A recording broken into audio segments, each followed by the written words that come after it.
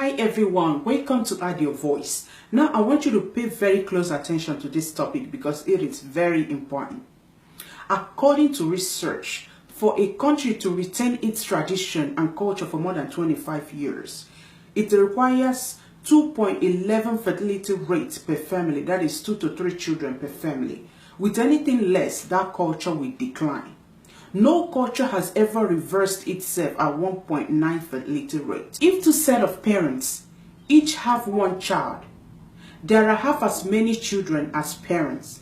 Now what that means is this: assuming your father had 4 children and you happen to be one of those 4 children, and your father's brother maybe had 3 to 5 children.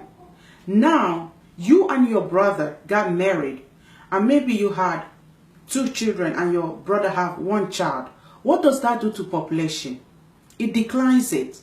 As at 2007, the fertility rate in France is 1.8, England 1.6, Germany 1.3, Italy 1.3, Spain 1.1, Greece 1.3.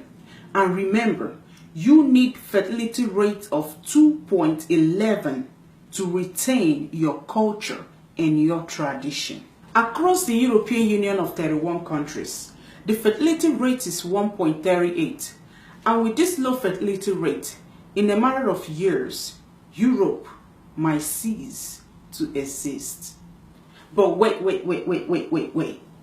There's been something that's been driving the fertility growth in Europe. And that is Islam. Since 1990, 90% of Europe population growth has been Islamic migration. Muslims have the most youngest population. For instance, in France, 45% of people 20 years and under are Muslims. There are now more mosques than churches in France. The fertility rate of children born in French family is 1.8. But the fertility rate of children born in Muslim family is 8.1. That is almost 7% different. In 2027, one in every 5 French men will be Muslim. By the year 2070, France will become Islamic Republic. In 2015, the most popular baby name in United Kingdom was an Islamic name than other names like Olivia, Jack, or Noah. That means more babies was born in Muslim family than Christian family in 2015 in United Kingdom. Egypt, Lebanon, some Middle East, and North Africa used to be a Christian country, but they were conquered and taken over by Islam. In the United States, the fertility rate is 1.6. That is below the placement level. But with the influx of Latinos, that is people from countries like Mexico or other Latin-speaking countries, it raised the fertility rate from 1.6 to 2.11. That means Latinos have more children than every normal American. In 1970, there were about 100,000 Muslims living in the United States, but today there are about 10 million Muslims living in the United States, and that number is expected to grow to 50 million in 30 years. In 2015, gay marriage was legalized in the United States. This was created in order to reduce and control the population and fertility rate among the Western citizens. At the same time, the globalists created refugee and migration crisis from Islamic countries who are actually against homosexuality in order to fill in the declining population of the Western world. How ironic. Hey, come here. Now, have you understand why Trump is against abortion and Hillary Clinton is for abortion? Do you know why? Because the population of the West is declining. And Trump wants you to have more children so that your country won't be taken away from you by another people. But Hillary Clinton wants you to have abortion even at the 9 months of your pregnancy. Do you know why? She's an agent of the globalists.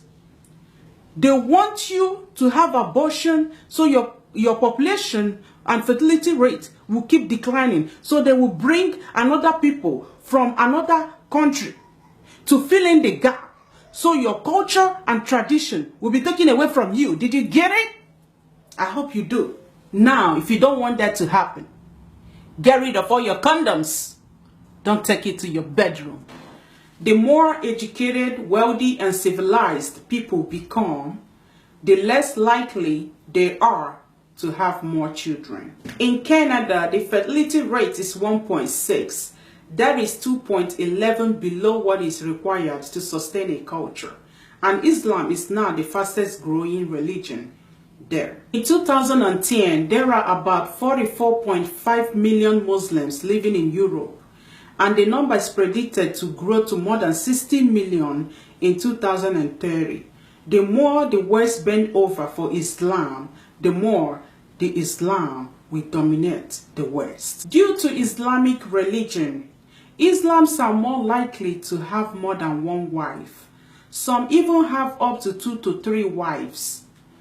In Syria, the number of kids per woman is 3, Iraq 4, Afghanistan 5. If any of these women's husbands have more than one wife, the number of children born in that family will be about 6 or more children. Unlike Christians or other non-Muslim religions that marry one wife. By 2050, it's predicted that Christian will still be a dominant religion, but by a small margin over Islam. But by 2070, Muslim population will surpass Christianity and Islam will become the majority population. Now, this can only happen if the current trends continue like as it is. But things can happen and will change the whole thing. Things like scientific discoveries, conflicts, economic conditions, social movement in the sense of so many people, even people in the Islamic religion, are now speaking out against what's happening in Islamic religion. Another big thing is the revolutionary changes. Things that has to do with Trump administration, Brexit, and Marine Le Pen. Marine Le Pen is the presidential candidate of France. She's a woman version of Trump. If she wins the Prime Minister of France, so with her force put together, Trump effect and Brexit put together, I can assure you, they will change the whole game. They will turn all these things around and shape the world in another direction, which me and you cannot even predict as it is right now. Thank you for watching. Now, the other day I told you guys to share my videos, just few people did that. So I want to know why. Just share my video. Share it, okay? Thank you.